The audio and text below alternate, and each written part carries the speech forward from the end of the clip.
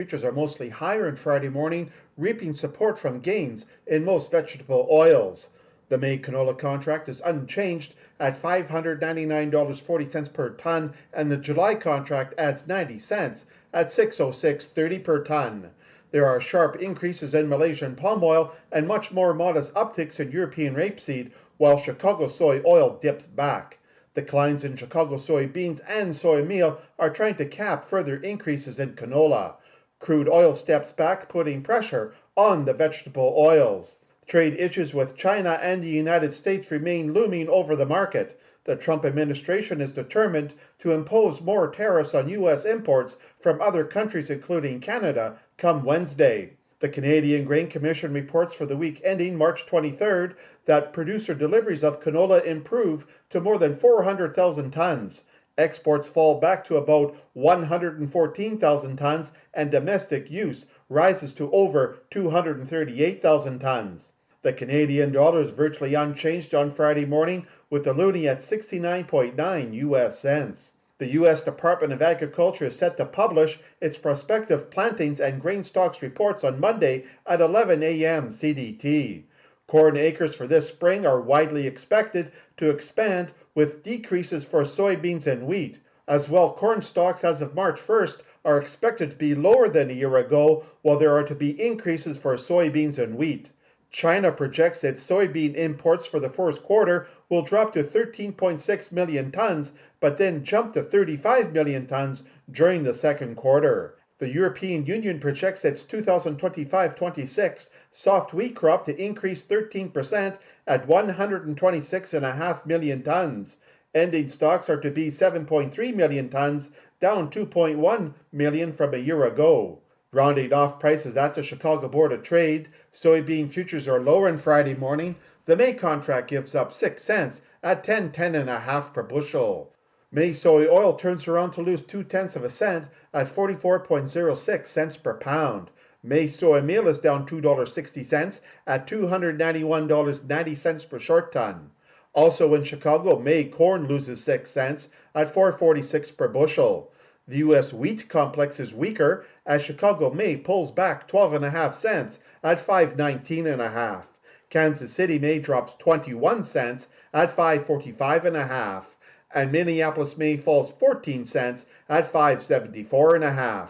That's a look at the ICE futures and the Chicago markets for Friday morning, March 28th. For MarketsFarm.com in Winnipeg, I'm Glenn Halleck. For over 35 years, they've been your go-to for quality farm and snow removal equipment, and they should also be your go-to for parts. At Butler Farm Equipment, their parts department is stocked with batteries, oil, pins, bushings, antifreeze, bearings, belts, pulleys, sprockets, roller chain, hoses, fittings, hydraulic cylinders, and more. Plus, specific OEM parts from New Holland, Schulte, Toro, and Gravely. Butler Farm Equipment, over 35 years of great service in the Peace region. Visit butlerfarmequipment.ca. The opinions expressed on this show do not represent those of the station. If you've missed any of the shows, you can follow the podcast at energeticcity.ca. Welcome to This Week in the Peace, a show dedicated to the people, events, and news of BC's Peace region. Here's your hosts, Dub Craig and Steve Berard. Welcome to This Week in the Peace. Later in the show, I'll be speaking with a member of the Dawson Creek Hospital Auxiliary about a fundraiser for some exciting new equipment to help dementia patients at the Rotary Manor. Yes, but first, the Fort St. John Huskies were down 2-0 in their Strike Group NWJHL Finals series against LaCrete before they stormed back last weekend in front of the home crowd with 3 wins in a row to take the series lead. Series is heading to LaCrete tomorrow and for a possible Game 7 on Sunday. So to talk a bit about that gutsy performance to storm back and how his team intends to finish the story, we're joined now by Huskies head coach Todd Alexander. Todd, thanks for being here this morning. Oh, wrong answer. I put the wrong mic on there. Sorry, Todd. Now we'll hear you. Oh, there we are. There it is. Yeah, check. Thanks for being here. Yeah. I've only been doing this show for like 6 years now. Yeah, we're killing it so far. Good start. Hot start. Just like the hockey club dub, hot start, hey? Right? Yes, sir. Let's talk about that first. I mean, you're down 2-0. I mean, you lost to them last year pretty quickly, if I remember right, and then you turned it right around in front of the home crowd. Talk a bit about that and maybe some of the adjustments you and the team made between game 2 and game 3 to, say we can get this team, we can get them on the ropes. Yeah, I mean, the first 7 periods of this series, we did not play very well, to be honest. And not to take anything away from the opponent. They're a very good opponent. Yeah, they got lots of skill. Obviously, they're defending champions from last year. They're well coached. So lots of praise on their side of things. But really, I just didn't feel that we were playing up to our standard. And after that first period at home on Friday, things really switched with our group. Their mindset, we came out a lot heavier in the second period, started to play our game instead of trying to play their game.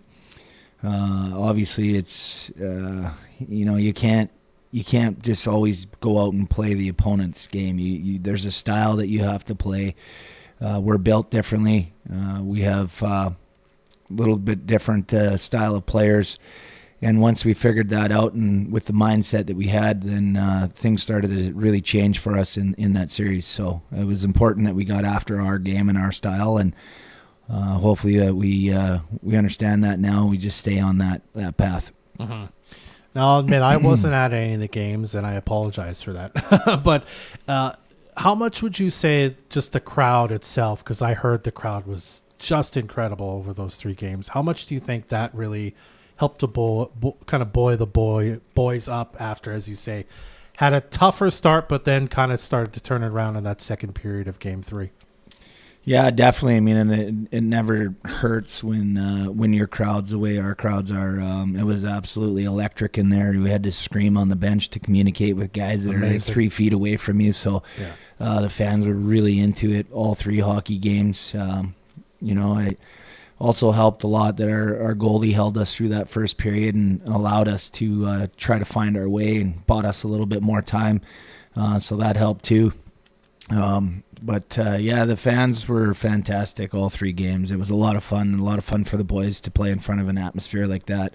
Not everybody gets those opportunities in the game like this, and so that when you do get an opportunity to play in front of a crowd like that, it means something, and it's nice to see the boys go out and take advantage of it and reward the crowd with 3 wins too. Mm-hmm.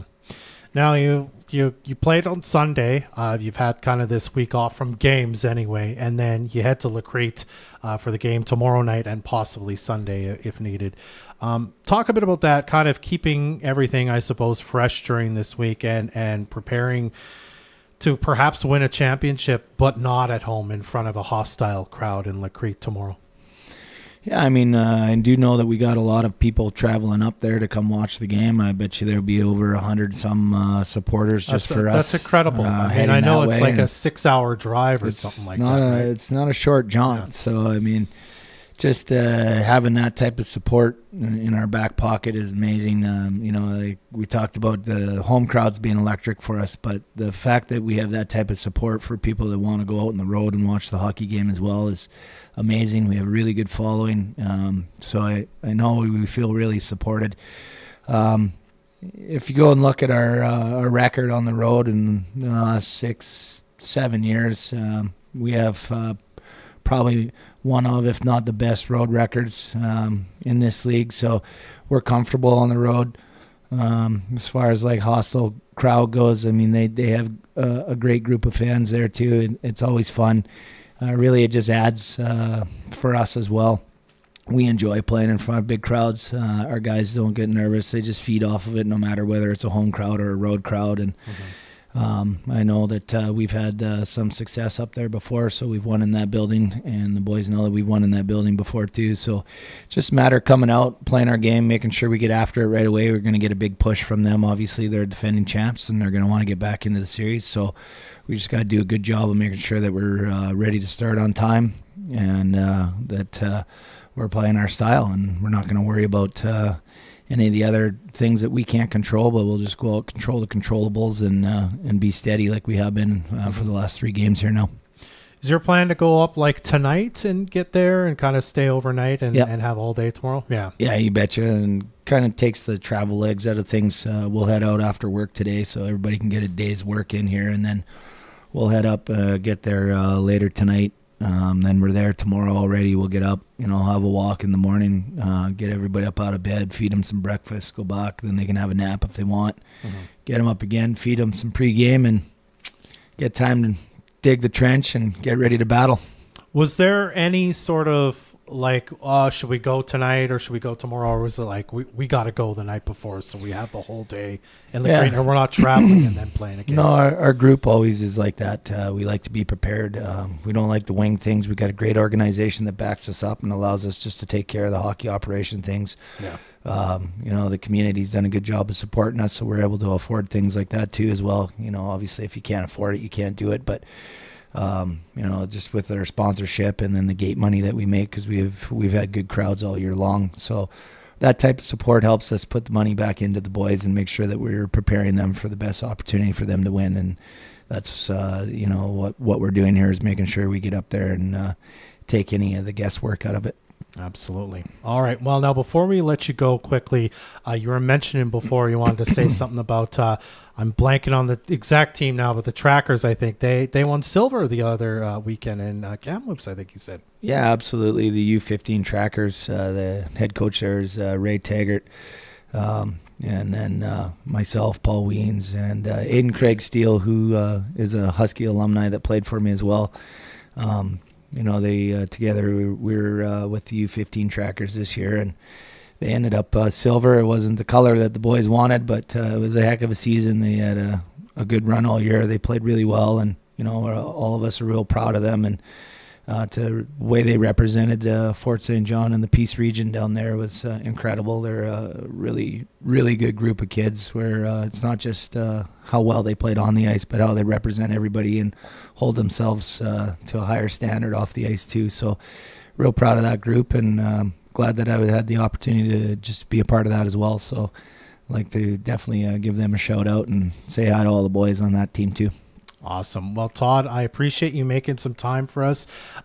Good luck this weekend. Safe travels, and we'll have you on soon, and hopefully we can talk all about how it feels to finish the story. Thanks, Todd. Awesome. Thanks for having me, guys. You're very welcome. That's Todd Alexander, the head coach of the Fort St. John Huskies. We'll be right back to have Steve on with his conversation with Fern Hansen from the Dawson Creek Hospital Auxiliary right after this on This Week in the Peace. Do you have something positive you'd like to share with the community? We here at Moose FM want to share it every weekday with FS Joy, brought to you by Frontier Law. Whether you're fundraising for the SPCA or saw someone doing a good deed in the community, we want to hear from you. Email us at reception@moosefm.ca and we'll share your story right after 7:30. And our Facebook pages. FS Joy is brought to you by Frontier Law. What is energy? Sure, we can talk about kilowatts and efficiency, but what is it really for us as people? It's warming up the house when it's chilly. It's powering and sterilizing medical tools for our doctors and nurses. It's firing up a barbecue to enjoy some delicious salmon. At Enbridge, we know that energy is more than just technical jargon. It's about creating experiences and building our economy. And for nearly 70 years, we've helped fuel what matters most to BC. Enbridge, tomorrow is on. Oh man, should I even ask? It's my phone. I can't get into my email or my online banking. I've restarted it and everything. I don't know, maybe I just need a new phone.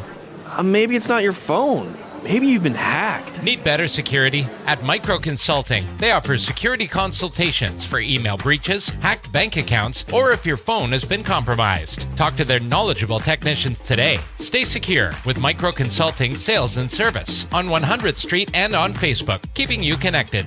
Think you know your country music?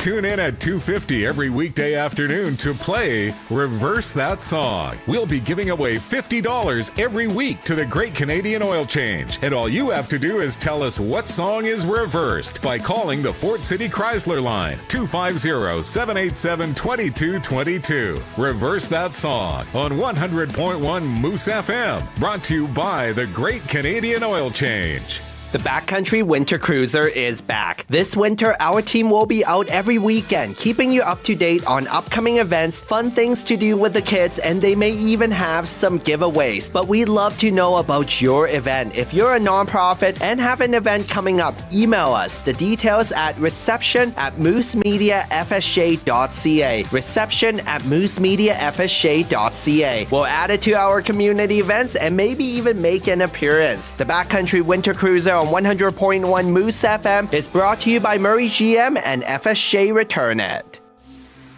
Moose Country weather. Mix of sun and cloud today with a bit of wind. We're going to get to a high of -4. Wind chill, though, making it feel like -8. Clear sky overnight tonight. We dip to -14. Feels like -17. Tomorrow, nice and sunny. We get to a high of -3. Feels like -6. And Sunday, sunny and warmer. We get to a high of 4.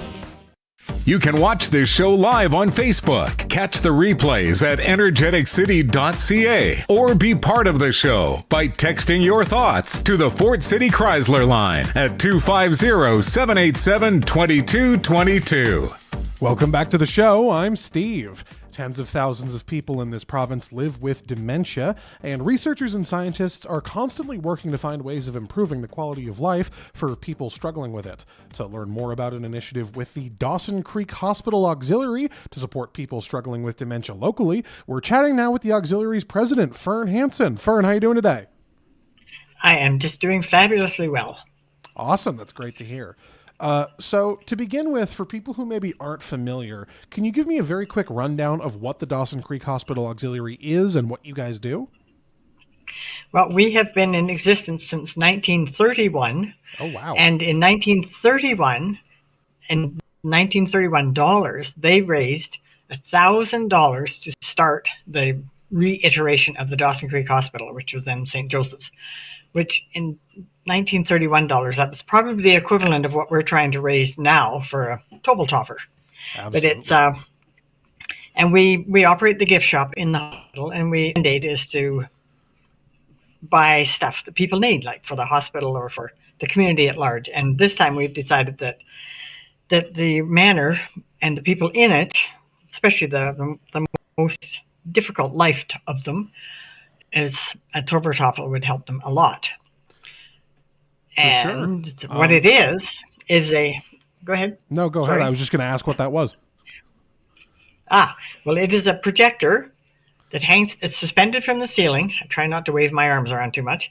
It's suspended from the ceiling, and it's an interactive game. There's 48 games in the machine, and they do new ones all the time. And it shines down on a tabletop, any sort of a table, as long as it doesn't have a design on it. And it's motion activated, so when the people are there in their wheelchairs, and they just very limited tiny bits of movement will change the scene. So they can ruffle leaves with their hands, they can chase fish in a little creek, they can make music by just touching the music lines, and it's absolutely a wonderful thing. If you go on YouTube and just put in Tovertafel, Tovertafel, and it or Google it, and it comes up with all these videos you can watch, all the information. It's absolutely a wonderful tool for the very, very old, the dementia patients. Is our first one. We're hoping, if this goes really well, we're going to get 2 or 3. Then we can have one in the dementia ward, the locked ward, one in the regular part of the home, and maybe even one for the second floor of the hospital. I mean, wouldn't that be fabulous? I live in an apartment block, and many of us think that in our community hall it would be wonderful, but we could all play.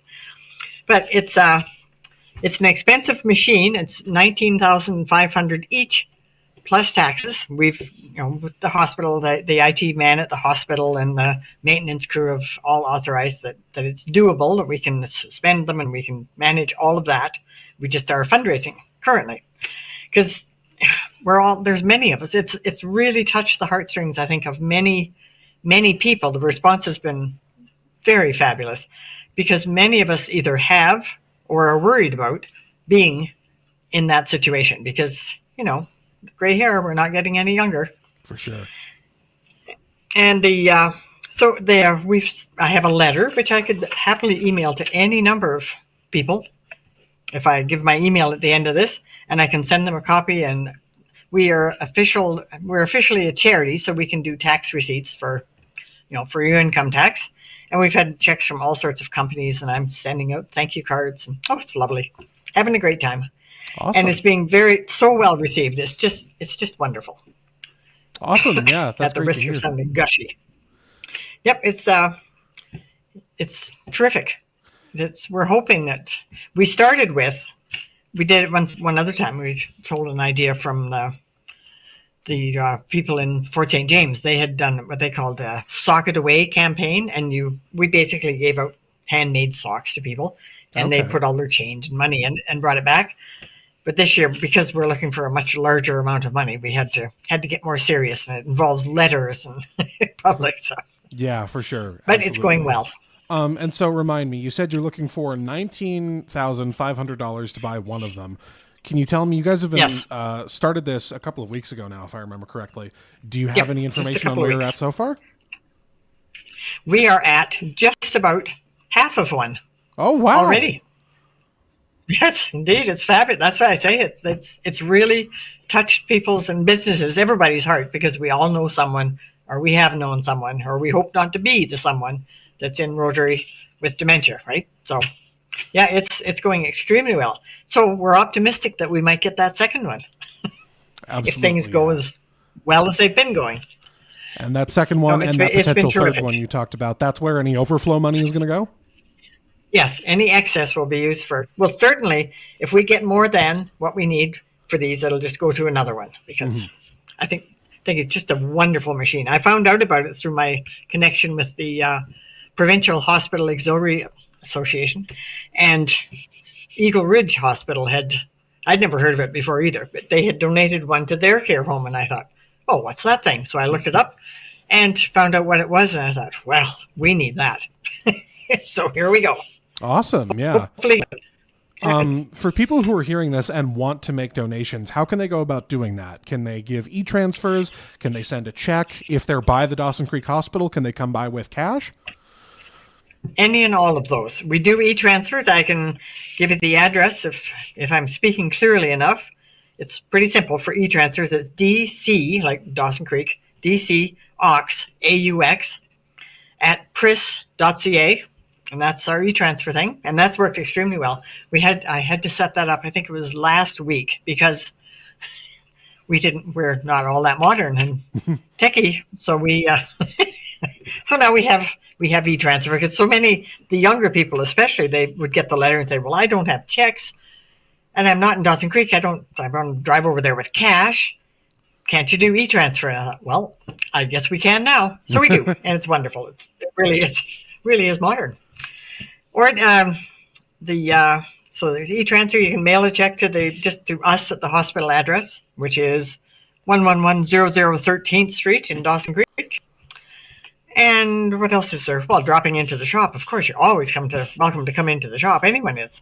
But if you want a copy of this letter, which I have right here, it's I could email it to you if you email me to ask for it. And that is, my email address is Alex Fern, ALEX, just two names, lowercase, side by side, Alex Fern, FERN, at pris.ca. And I can get you the letter if you want. And we appreciate every nickel that we get. It's fabulous. Okay, awesome. We're going to have some people who listen to this anytime we showcase a fundraiser or a charity, anything like that. We have some people who are interested in helping out, but maybe they can't afford to make a financial donation. Do you guys have any volunteering opportunities or anything like that? Well, we always are willing to take volunteers in the gift shop, working a shift or two, or even like if we're out in the community, say April the 5th, we're in our Dawson Creek Mall with a table, handing out information and taking donations. And people could come and sit with me and keep me company. That'd be wonderful. Bring me coffee, all of that. It'd be great. Okay, awesome. And sorry, you said that's April 5th at the Dawson Creek Mall? Yeah. Okay. Yeah, they're having a craft sale. Their spring craft sale, and we're just going to be there with a table. Okay, awesome. Do you know what time that is? It's Saturday and Sunday. We'll only be there Saturday. It starts, the mall opens at 9:30, I think. So it would be then 9:30 to 5 or something like that. Okay, awesome. Yep. I think we've gone over everything that I had on my list. Is there anything else you want to add while we still have you here? No, just that we absolutely appreciate every little speck of support that we can get. It's completely a wonderful tool that this place needs, and everybody is so wonderful and generous, and just don't stop now. Okay. Thank you so much, Fern. We really appreciate it. Well, thank you. It's been a hoot. Thank you so much. Of course.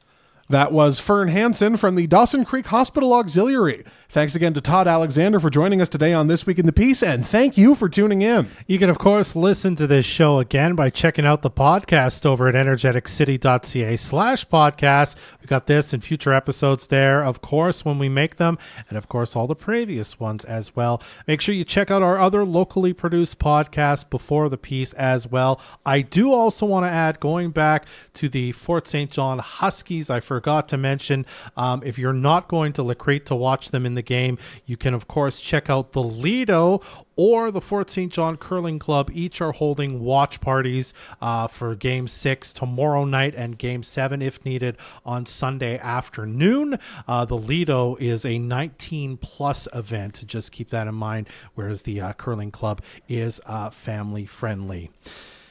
Well, that's our show. I'm Dub Craig. And I'm Steve Berard. Go Huskies! Join us again next Friday morning at 10 for another edition of This Week in the Peace, your weekly talk show dedicated to the people, events, and news of BC's Peace region. Or you can listen to this podcast again at energeticcity.ca.